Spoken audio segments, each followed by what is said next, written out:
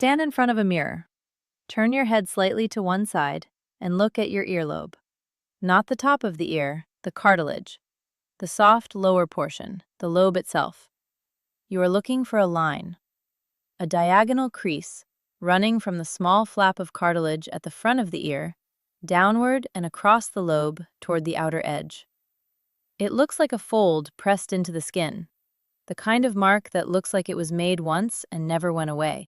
Many people over 60 have it. Most have had it for years. Almost none of them have ever been told what it means.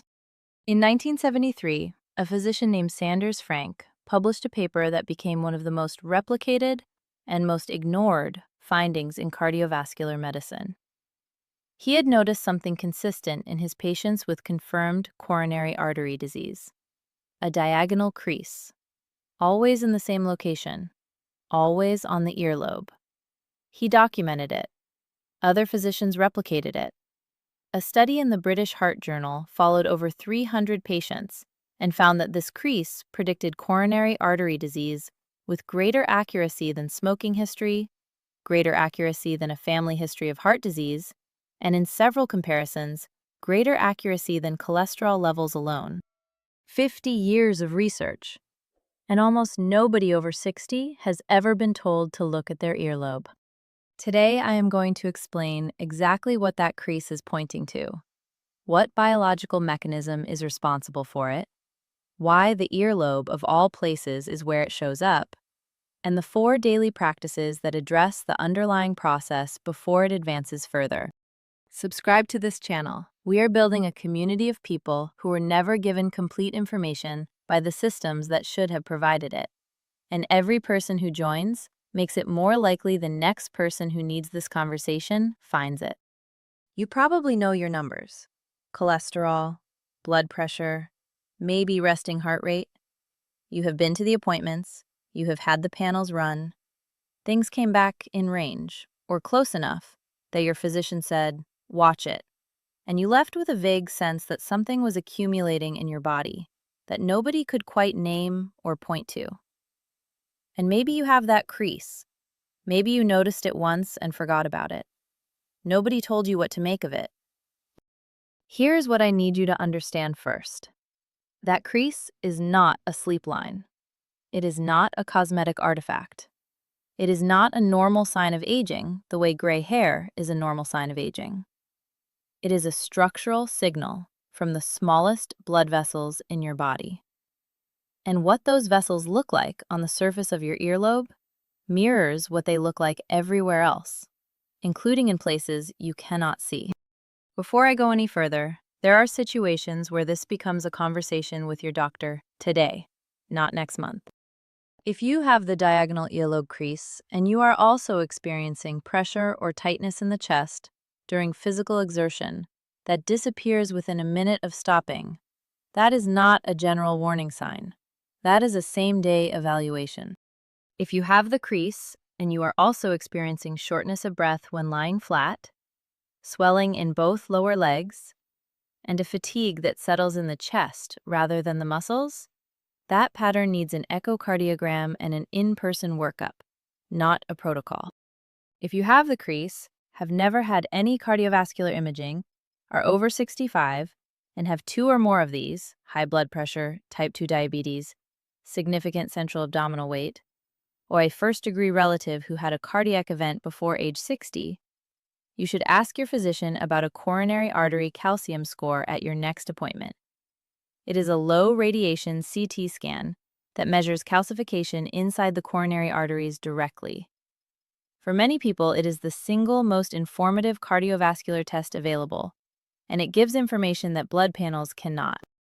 If none of those describe you, if you have the crease, your numbers are being managed, you have no active symptoms at rest, and you want to understand what this means at the level of mechanism and what you can do about it, then the next 20 minutes are for you. Here is what is happening inside that earlobe. Every tissue in your body is fed by a microscopic network of blood vessels, so small they are measured in micrometers. Capillaries. They deliver oxygen, carry away cellular waste, and provide the structural scaffolding that keeps tissue firm and supported from beneath. The earlobe is an unusual anatomical location because it is composed almost entirely of soft tissue and fat, with no cartilage underneath it. There is no rigid support structure. The earlobe depends almost entirely on that capillary network to stay full and firm. Think of it as an outpost at the edge of the circulatory map, one of the most dependent locations in the body on the health of the smallest vessels. When those small vessels begin to change, when their walls thicken, when low-grade inflammation running in the background for years has left deposits along vessel walls, when the elastic proteins that keep small arteries flexible have been progressively replaced by stiffer tissue, the capillaries feeding the earlobe lose their ability to keep the skin structurally supported from beneath. The connective anchoring weakens. The skin folds downward along the line of least resistance and stays there. The fold becomes permanent. The crease you can see in the mirror is the record of that process. This is called microvascular disease, and the research repeatedly confirms the correlation because the earlobe is not causing cardiovascular disease. It is a window, a place on the surface of the body where the same internal process happening in arteries you will never see has left a mark you can. Let me tell you about someone I will call Raymond. 64 years old, former project manager, precise and skeptical by nature. He came in not because of symptoms. He came because his wife had noticed the crease and insisted. He had never had a cardiac event. His cholesterol was managed on a statin he had taken for 6 years. His blood pressure ran around 138/85, borderline, controlled but not ideal.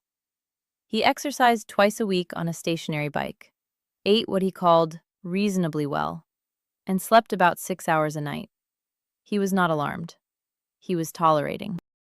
When he described his broader picture, the low-grade fatigue that had become his daily baseline, the fact that his legs felt heavier by midday than they used to, the occasional pressure behind the sternum when he climbed 3 flights of stairs that resolved within a minute of stopping. It was clear the crease was not the whole story. It was a signal that had been broadcasting for years, while everyone was watching his cholesterol panel. He had a coronary artery calcium score done. His result came back at 312. A score above 300 places a person in the high-risk category for a cardiovascular event in the next 10 years. His blood panels had found nothing alarming. The crease had been pointing to a different picture the entire time. Raymond's case is not unusual. It is the standard case. The crease appears in the early stages, often years before any measurable change in the blood, because it is pointing to a process, not yet an outcome. And a process, caught early, can be interrupted. That process operates through 3 converging pathways.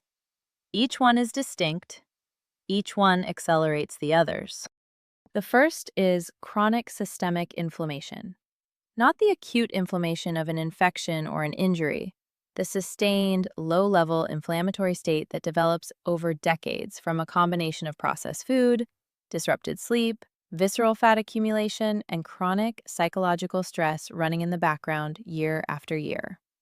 This inflammation directly damages the endothelium. The endothelium is the one-cell-thick inner lining of every blood vessel in the body. It is not a passive tube. It produces molecules that keep vessel walls flexible, prevent platelets from clumping prematurely, and regulate how wide the vessel opens in response to demand.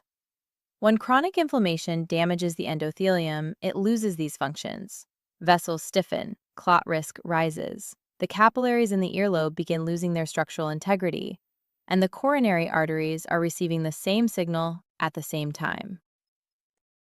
The second pathway is insulin resistance. Most adults over 60 with central weight gain, mildly elevated fasting glucose, or years of processed carbohydrate consumption have some degree of insulin resistance without being aware of it. Insulin resistance means the cells of the body no longer respond normally to insulin. The pancreas compensates by producing more. Chronically elevated insulin in the bloodstream is directly toxic to the endothelium.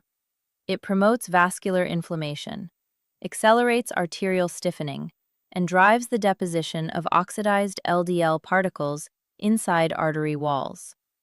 That deposition is the beginning of plaques.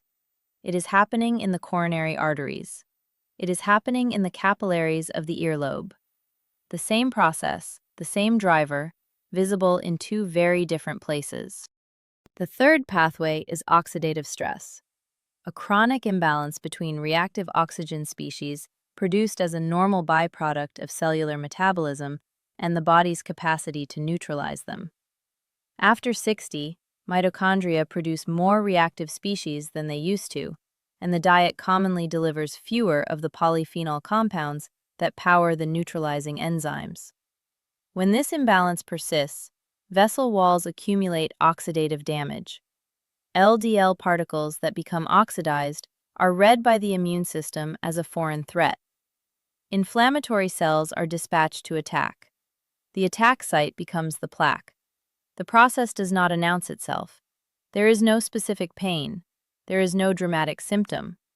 There is only a fold in the earlobe and a number on a calcium scan years later.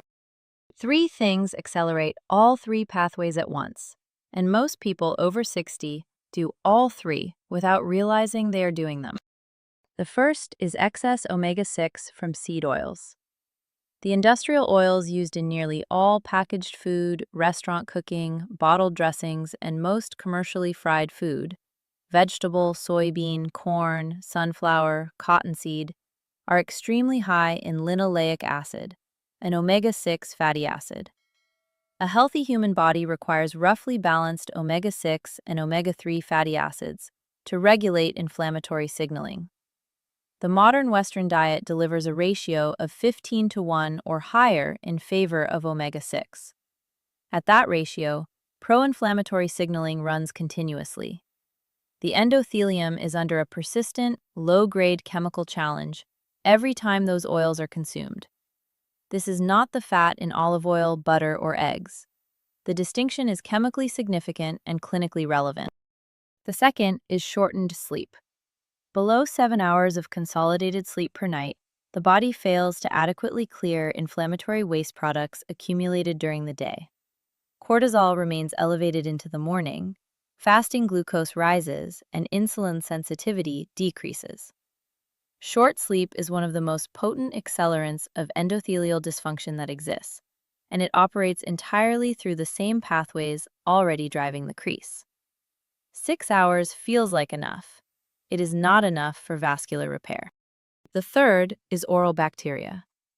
Periodontal disease, the chronic infection and inflammation in gum tissue that affects the majority of adults over 60, has a direct route into systemic circulation.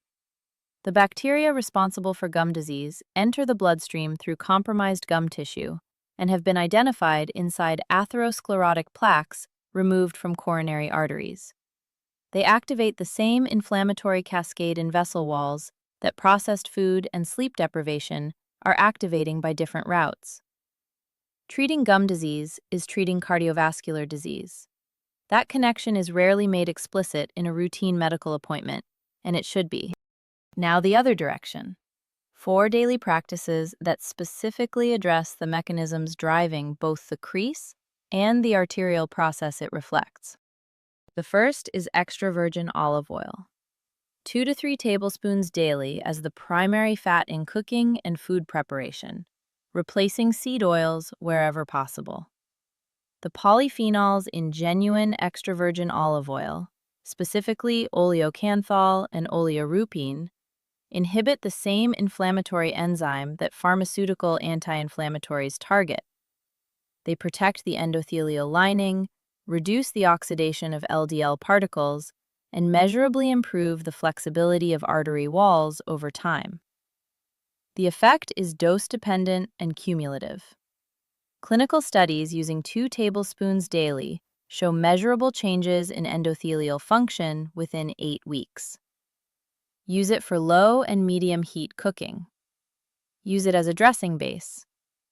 This is targeted anti-inflammatory medicine that happens to be food. The second is cold water fatty fish twice per week. Sardines, mackerel, wild-caught salmon, herring.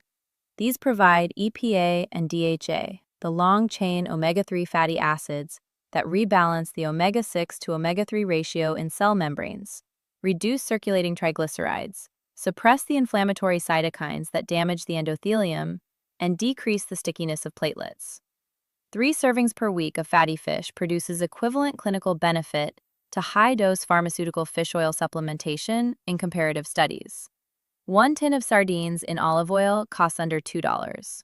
2 tins per week addresses the ratio imbalance that is driving the vascular inflammation. The cost of this intervention is genuinely lower than the cost of the problem it addresses. The third is 30 minutes of brisk walking daily. Not intense exercise, not a gym. A pace that makes conversation slightly effortful. This specific intensity, consistently maintained, produces measurable reductions in C-reactive protein, the primary blood marker of systemic inflammation, within 8 weeks of starting. It improves insulin sensitivity independently of any change in body weight.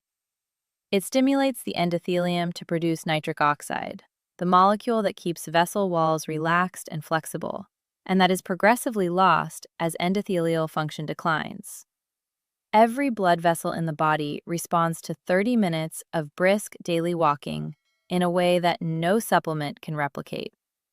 This is the single intervention with the broadest and deepest mechanistic evidence base across every pathway driving the crease. The fourth is time-restricted eating. Not caloric restriction, not elimination of any food group, simply compressing the daily eating window to 10 to 12 hours and allowing the gut, pancreas, and cardiovascular repair systems to operate in a fasting state for the remaining 12 to 14 hours. Eating between 7 o'clock in the morning and 6 o'clock or 7 o'clock at night, then nothing until morning. During the overnight fasting window, insulin drops to its lowest levels of the day. Autophagy, the cellular process that clears damaged proteins and oxidized lipids from vessel walls, activates and runs. Inflammatory markers measurably decline in people who shift to this window, even with no other dietary changes. Moving dinner from 8 o'clock to 6 o'clock is the most common single change that produces this effect, and for most people, it is the only change required to begin it. Raymond made 3 of these 4 changes. He replaced the cooking oil in his kitchen with extra virgin olive oil. He added 2 servings of sardines per week. He moved dinner from 8 o'clock at night to 6 o'clock. He did not change his statin. He changed nothing else. At his 4-month follow-up, his C-reactive protein had fallen from 3.1 to 1.4 milligrams per liter, moving from the elevated inflammatory risk range to the low risk range. His fasting insulin had improved. His resting heart rate was 4 beats per minute lower. He described his morning energy as lighter, which was his word for it, and he used it twice to make sure it was understood. His crease had not disappeared. Structural changes in connective tissue do not reverse in 4 months. But the process that had produced it was measurably quieter. The biological environment his arteries were operating in had shifted. He had interrupted the mechanism at the level where it was still interruptible. 4 things to do this week. 1. Look at both earlobes in good light today. A diagonal crease running from the front of the ear down across the soft lobe.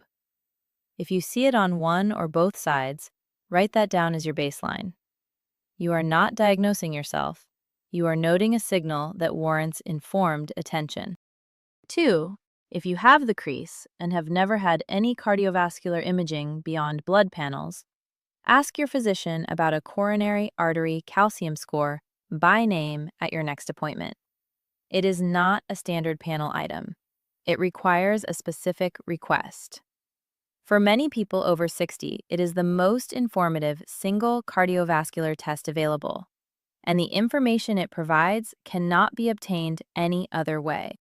3. Identify the seed oil currently used most often in your kitchen and replace it this week. Vegetable oil, canola, soybean, sunflower, cottonseed. Replace it with extra virgin olive oil for room temperature use and low to medium heat cooking. 1 substitution, 1 week. The anti-inflammatory effect begins immediately. 4. Move the last meal of the day 1 hour earlier than your current time.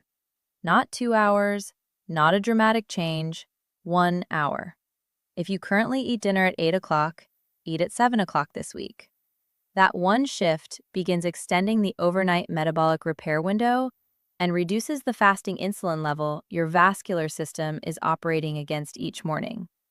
No other dietary change is required this week. One last question before you go. How old are you? Write your age in the comments. The diagonal earlobe crease appears with increasing frequency after the age of 50 and is present in a significant portion of adults over 65. Knowing the age distribution of the people watching this shapes exactly which conversations come next. And write where you are watching from. City, state, country. I want to understand how far this information is reaching and who is receiving it. The crease on your earlobe is not a cosmetic detail. It is not a line a cream will address. It is your body's surface record of a process that has been running quietly in your arteries for years. That process has specific mechanisms. It has specific accelerants. It has specific interventions with measurable outcomes at the biological level. And it left a visible mark on the most accessible, most observable part of your body, as though it were waiting for someone to tell you where to look. Now you know where to look.